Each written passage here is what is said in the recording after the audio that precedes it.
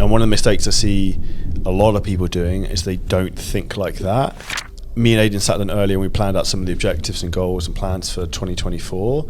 And what was on there that was new? Absolutely fucking nothing. And you and me both know that we see too many people getting pulled left and right with stupid gimmick ideas, and the reality is like... Right, and like these things, although you think they're important, ultimately don't matter. It's because we focus on the problem we're solving for the client. Because respectively, they don't really care what we do or how we do it. If you're in a position you're looking to scale your business right now and you're stuck on a couple of things, one of them being operations, two of them being management, and three of them being systems. Today we've got Aidan, who helps with some of the higher level clients, crushing it. Seven-figure scaling systems has also helped build the vast majority of our back-end systems. So we're going to go through exactly what you need to have in place to make sure you're crushing it with the business, your own time optimization, and some of the big red flag pitfall mistakes that we see people fall into. So thank you for jumping on, Aidan. Yeah, awesome. Delighted to be here. I think it's the more people we've worked with as well, the more you see these things like creep up. Like common trends, right? Yeah, 100%. Like from ourselves, yeah, we have the benefit of having gone through testing, made mistakes, found solutions.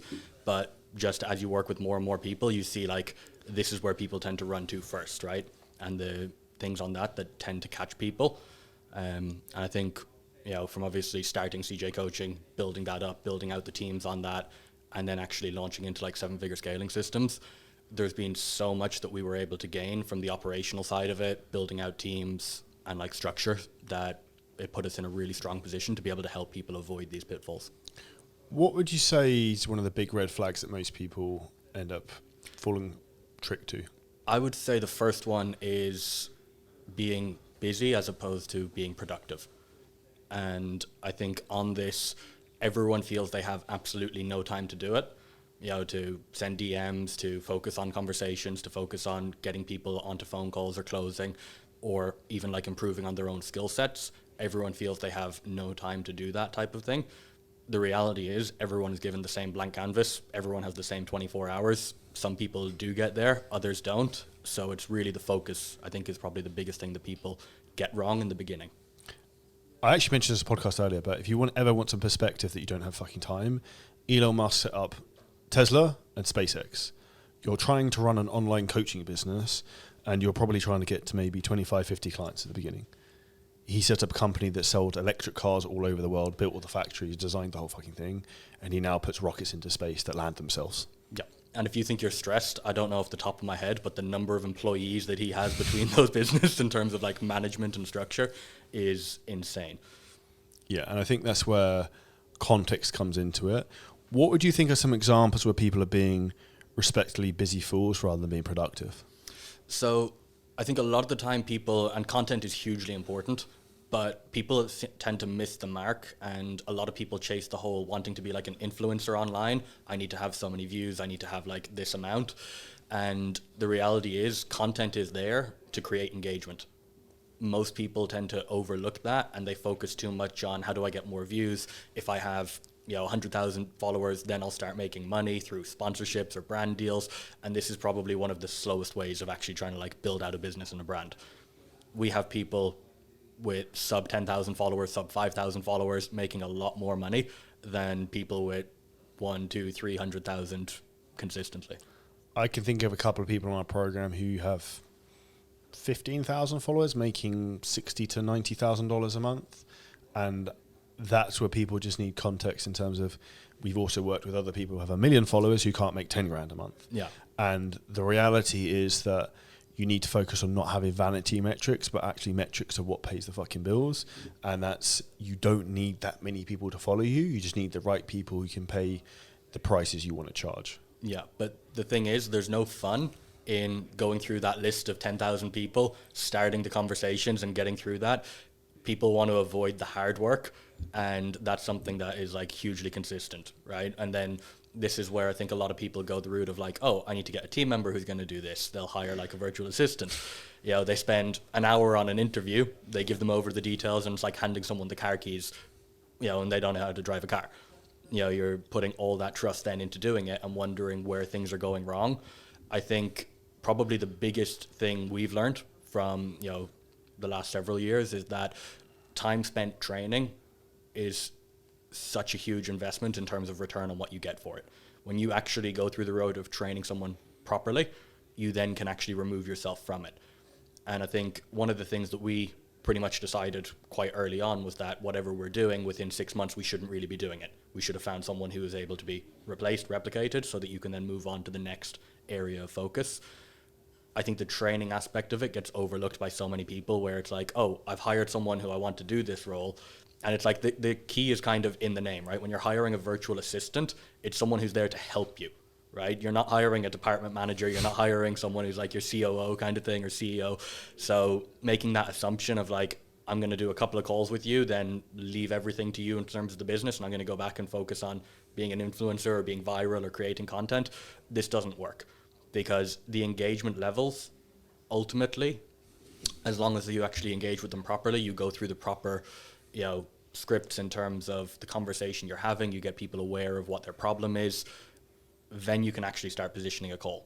I think one of the other huge things we see as a red flag is where, we jump on to review people's conversations, we jump on to see like, you can't figure out why you're not getting any leads, and you're 2 messages into someone saying, get on a sales call, right? This doesn't work. You have to build a little bit of rapport, you have to have a relationship there, and more importantly, people need to be problem aware. People who are trying to, like, especially in like the fitness space, people who are trying to lose weight, if they've been trying this exact same approach for 5-10 years, most of them have the mindset of, if I start my diet, take it serious, and go to the gym, I'll be in shape. They miss the mark in terms of not knowing that they're missing something else, that they either need motivation, support, accountability, whatever it may be. And I think this as well is something that people just jump the gun on. Let's get on a sales call and see if I can sell you something. And what I would just take out of what you said there was the leading indicator of everyone's fitness business is going to be how many calls and leads you're generating, how many calls you're booking, how many leads you're generating. You're putting that in the hands of someone who has no fucking idea what they're doing and is inexperienced, probably from a third world country, and probably not invested in the process as much as you. So you're basically putting the majority of the success of your business financially in the hands of someone who you're paying $5 an hour, who's probably not that bothered and doesn't really understand yet. And when people say to us or to me or to Aidan that I've hired someone and they're shit and it's not working, that's when people need to actually understand that that's your fault, and you as a business owner, everything is your fault. And the reality is you hired that person, you trained that person or didn't train them, so therefore it is your fault if they're not performing. And we've had that before recently. Actually, we've hired people and it's not worked very well, and we haven't maybe onboarded them as well as we should have, and X, Y, Z. And that's when you just have to take responsibility. You didn't maybe do a very good job at the time. Yeah, absolutely. And this is where you can focus on your processes. Most people will look at that and think it's so hard to find a good team member. And it's not a nice thing to have to do in terms of that self-reflection of like owning up to it and saying like, okay, if this didn't work, maybe there's a reason, right? Now, sometimes, yes, people might not be very capable of the role, but it's not inherently difficult tasks that we're looking for. And probably, one of the phrases or expressions is like, oh, well, this isn't how I would have said this, right? Well, if that's a comment, or if that's something that's like, you've looked at your VA's work, or you've looked at like, the messages of someone else and think, well, I would have done this better. Ultimately, that's on you for not having put that into the training. And, again, when it comes to people saying they haven't got time, there's so many resources, apps like Loom, where you can do the work yourself and record everything as you do it and then send that over as a training document. It's about working productively as opposed to working and just trying to be busy with it. How do you think you've learned in that process? Because I'd say you're pretty time efficient. Yeah, I like to be very structured with that. So I pretty much live by my calendar. When I check that in the day, I know what's happening, to the point where I'll put absolutely everything there, whether it's time to read, whether it's time to like get out and do steps. It's structured and scheduled in. I think having that sort of system and structure in place helps me a lot in terms of staying focused, staying on track, and knowing, what to do. I think in terms of like what brought me to that would be early on when we were working together, and when I first came on and was doing the things with ads, doing more than coaching and stuff like that inside the business. One of the comments and phrases you said to me is like, just obsess on singularity of focus, right? And it's like, do this one thing. When that's done, close it, move on to the next objective, task, whatever it may be. That is something that consistently helps it stay true. One of the things that I do as well, and pretty much everyone I've got on a call with has this let's say, problem. When you open up Chrome, Safari, whatever browser you use, if you have more than 5 tabs open, you're not being efficient. Right? I will challenge anyone on that you cannot need more than 5 tabs open for one singular task that you're doing. Now, you might need to open a couple of windows, that's fine, but when you get there and it's like you can't even read what's there, there's just 100 little like dots. This, for me, is just like anxiety. Fact. Yeah, but that's a huge sign that something is wrong, because you're leaving a task to move on to something else without closing down that task. If you waited 5 more minutes, could you have finished that, closed it, moved on? Whatever urgent task came on probably wasn't going to like fall apart within the next 5 minutes. And I think doing this and doing it consistently allows you to avoid feeling overwhelmed. One of probably the biggest things we see working with clients, especially people who are like newer to the program, is that feeling of like, oh my God, what is all this? Because, you know, obviously what we help people with isn't just one thing, right? We show the entire inner workings of both businesses and we help people where they need it. That means that there is probably 80 to 90% of the resources available that are not applicable at that given time. And people get this in their head of like, oh, I'm going to jump in and try do it all now. And the reality is, take one thing, do it well, move on, and you'll get a lot further, a lot quicker. 100%. And I think what's important, you mentioned there about singularity of focus, is open loops. So like open loops are a task that's not finished, that take up mental space and capacity. And that's why I've always been obsessed about trying to do things really quickly, because as soon as you close those loops and you've got less things on the to-do list, you can almost think more freely and more creatively. So that's why for me, it's always like I like writing to-do lists and knocking stuff off so I can close the loop and like that chapter's closed. And one of the mistakes I see a lot of people doing is they don't think like that. And something you said earlier really resonated. So me and Aidan sat down earlier and we planned out some of the objectives and goals and plans for 2024. And what was on there that was new? Absolutely fucking nothing. It's literally like, we just need to do these 3-4 strategies better, optimize them, train people more, just improve, not do extra, don't do shiny shit. It's the monotonous stuff that's going to get you to scale when you're doing the right strategy. And you and me both know that we see too many people getting pulled left and right with stupid gimmick ideas, and the reality is like you probably haven't maximized the lead flow of what you're doing right now. Most people in a position, you should maximize that and then go to the next thing. Yeah, and I think as well, you know, even when we were running through that list and stuff, it's like, what problem are we solving right now? 100%. And asking that question towards everything you're looking at doing, this is huge, because ultimately, a lot of the times when you're trying to decide between, you know, what color font you should use on your subtitles, that's not solving a problem, right? But that's something that people will spend time agonizing over. Like going through the logo for 4 weeks. Yeah, right? And it's like, these things, although you think they're important, ultimately don't matter, right? And again, I think a mistake a lot of people get caught into as well is thinking that they need to have this huge background before people will take them seriously. And we have such great examples of how, you know, this just doesn't apply, where we've booked sales calls through, you know, lead gen sources like LinkedIn, and they've gotten a phone call and been like, who's Charlie Johnson, right? I didn't fucking know who I am. You know, and it's like, and that shows how efficient you can be in terms of like using the systems to book it in. And we have people sign the mastermind don't know who I am. Yeah. From cold adverts. And, you know, understanding that the reason for this isn't because we can showcase hundreds of results, thousands of transformations in fitness. It's because we focus on the problem we're solving for the client. Because respectively, they don't really care what we do or how we do it. Or who you are. Yeah, they care about how it's going to help them. You know, and whether it's in the mastermind and like scaling fitness businesses, or whether it's in fat loss training or building muscle, ultimately people care about how you're going to solve their problem as opposed to what you've done for other people. So yes, transformations are huge. Yes, all of these things are important because it's content that creates engagement. The step after engagement is relating it to how it solves someone's problem. And I think a lot of people are thinking like, oh, you know, I'm going to get my first 50 clients for free, and then when I have like 25 transformations, I'll have enough to start a second Instagram page, and eventually, you know, and it's all of these things. It's like, if you actually just stop and get started, and instead of worrying about that, follow some simple processes and do it consistently, you'll get results. And consistency is probably the biggest letdown for most people. I tried it for a month, it didn't work, so I gave up on it. And here's a true story. So I can't remember if I ever told you this. The whole business plan for 7-figure scaling systems, I sat actually in the coffee place we were yesterday, earlier on this morning, and I sat outside looking over the pool. It was very nice. I got a piece of paper for 30 minutes and just wrote down, like, this is what we're going to call it, this is what the price is going to be, this is what we're going to do. In 30 minutes, I planned the whole fucking thing out. And, like, yes, it's evolved and changed from what it was. And that's why I'd say, one, don't overthink it at the beginning. Two, your direction and niche and who you are and what you should do will be guided to you by who comes to you and the results you get. And three is just do it really fucking quickly.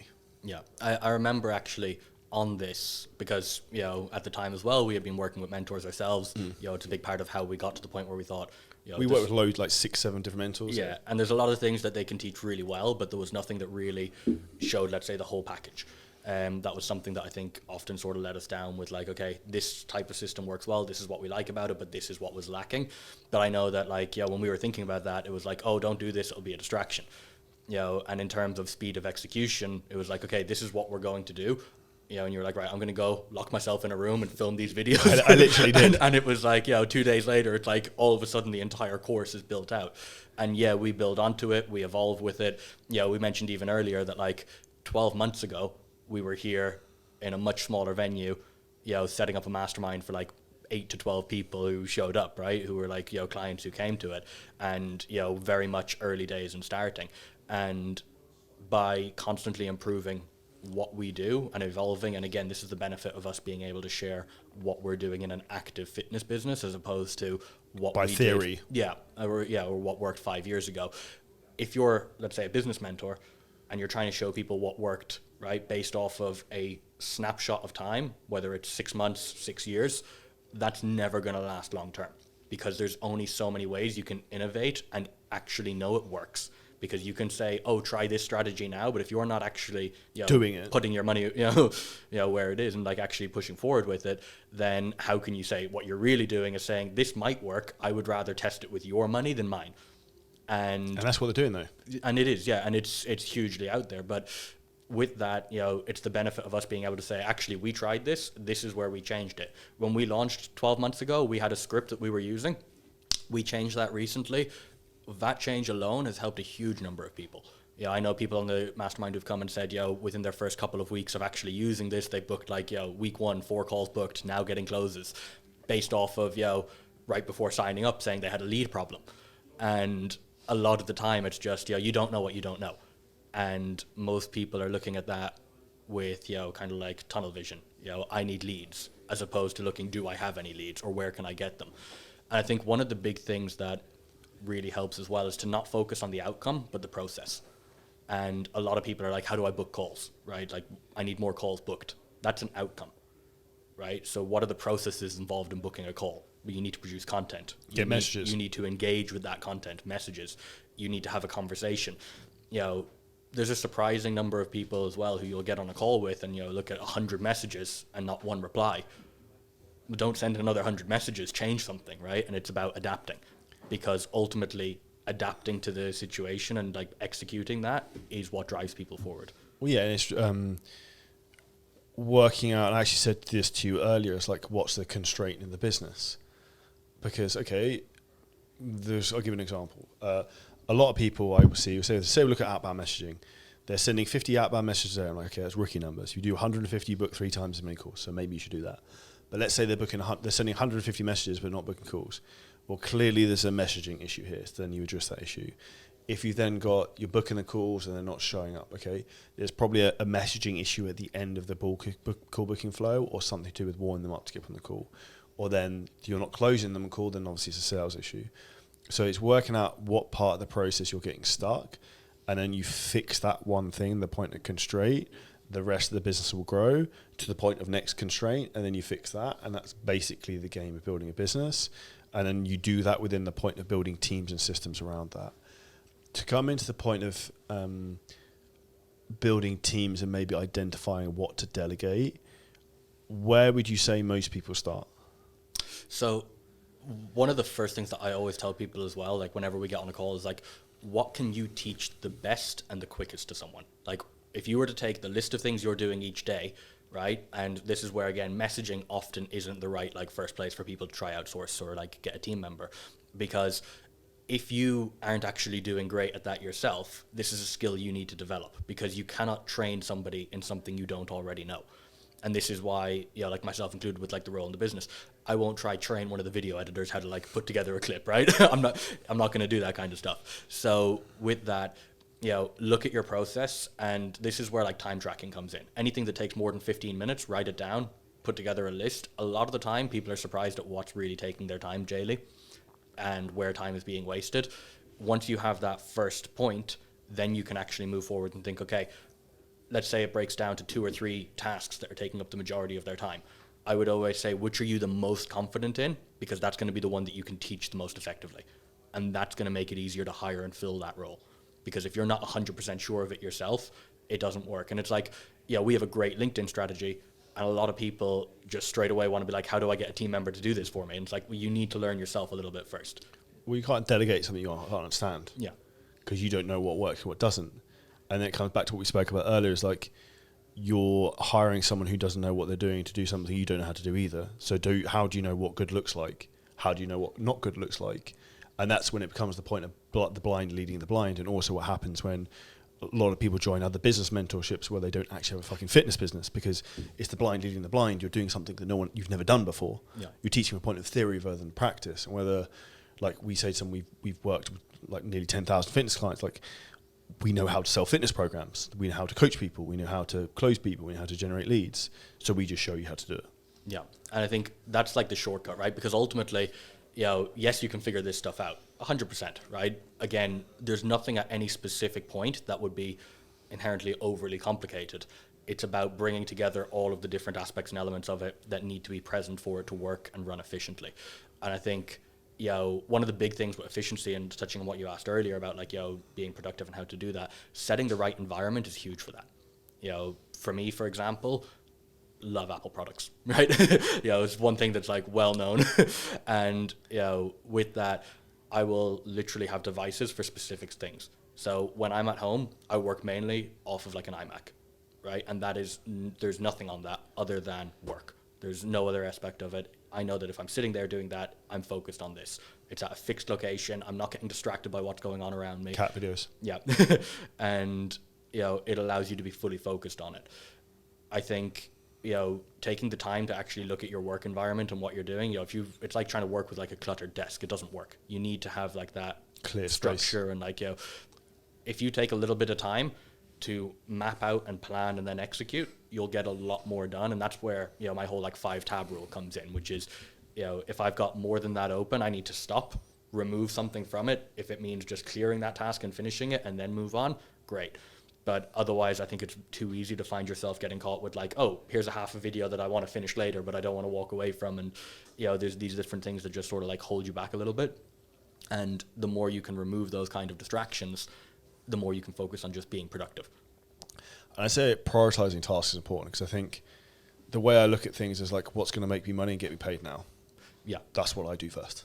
Yeah, 100%. And then, there's a lot of different approaches. What's the shortest task? If it's going to take less than 10, 15 minutes to do, clear it off the list. Yeah, 100%. There's definitely like different things you can do from that, point.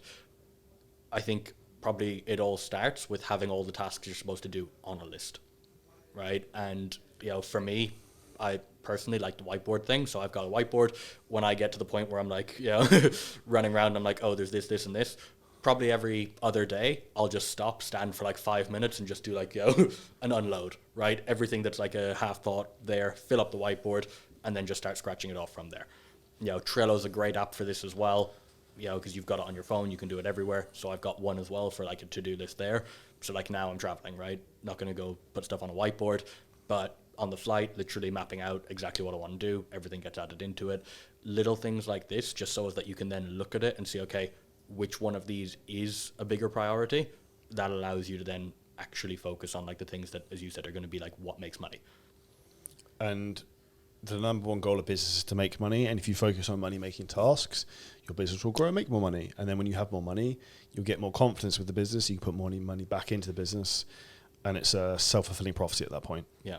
It's one of the expressions as well that like, I'm sure everyone, has heard at some point, which is like money makes money. And I really disagree with this. It's true. Money makes it easier to make money, but ultimately people make money. Yeah, I would say money doesn't make money. I say money solves problems. Yeah. So like you can throw money at problems and they go away, but you don't like with now the day of the internet, you don't need. I'll put it like this: if I lost everything and everyone took everything away from me right now, if I had to start an online business tomorrow, I know I could make money because I have the skills, and that doesn't mean that money makes money. Skills and fucking hard work make money, not money itself. Yeah. And I think even when like hiring team members, people think this of like, oh, you know, if I hire someone who's really expensive, they're going to be better. Not necessarily. And we've made that mistake. It's happened a few times, right? And, you know, that's where you have to learn that it's much more. I think, you know, having team members who have, you know, they're aligned with the vision of the business. They want to grow with it. They're not looking for something to do for like 6 to 12 months and then try like jump ship. You know, I think one of the changes we've made in our hiring hugely is looking for people who want to be part of it in and they fit a certain mold. 1, 2, 3 years. Yeah, because skills are teachable, but you know, someone's drive, hunger, and like motivation, this is very difficult to get somebody to learn. And that's why the most important thing when it comes to team building is hire for attitude and train for skill. Because if you've got the right person, they're coachable. And that's why I always ask people, like, what do you want in 3 to 5 years? Yeah. Like if someone says they want to be a VA, but they want to make $5 million, I say, well, this is fucking not congruent, right? Or you're also probably delusional. Yeah. And I think as well on that, the big benefit of like having people aligned, and one of the tasks that we have the team do as well is like the whole love load task, right? What is it you enjoy doing? Because this will evolve. You know, as you do more of a role, you'll start to notice things you don't love in it and things that, you know, you might not be as good at. You can then look at, okay, where does this line up with someone who's going to be able to do that better? And often you'll find that, you know, as your team gets bigger and you've got more and more people who you can sort of rely on and put tasks towards, you'll start to notice that, okay, roles fit certain people differently. And, you know, for most people, they're probably not at the point where they need to worry about even more than 5 team members. But, you know, we recently did a call and had like, we didn't even have everyone on there. There was 30 people on there. Yeah, and that was, you know, that was in one time zone that we could get people on. But obviously we have people across every time zone. And, you know, I think one of the big things is if you go back 12 months, 24 months, 36 months, you know, as it was like, you know, scaling up, the goal is never set to like, oh, we need this many people, right? We just focus on what's the process that we need to do better. And what problem does this person solve? Yeah. And I'd say that's probably the biggest mistake when people hire is they hire for the sake of hiring rather than, like we said earlier, like what's the problem I need solved and who's the person who can solve it? Yeah, no, 100%. And once people actually have that in place, you can actually remove a lot of dead weight from what you're doing.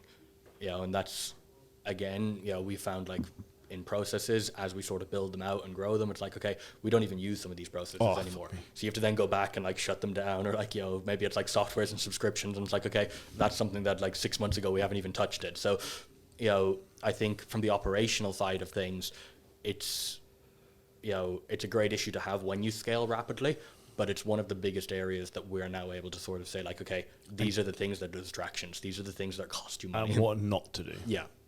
And I think that's a solid note to finish up on. So for anyone who's looking to scale their business online, if you want advice in terms of how not to hit the proverbial iceberg like the Titanic and make huge operational mistakes in terms of growing the business, then if you hit the link below this video, you can book in a free call to find out exactly how we can help you. If you took value from this podcast, make sure you share it, like it, share it, send it with a friend, and we'll see you next episode soon.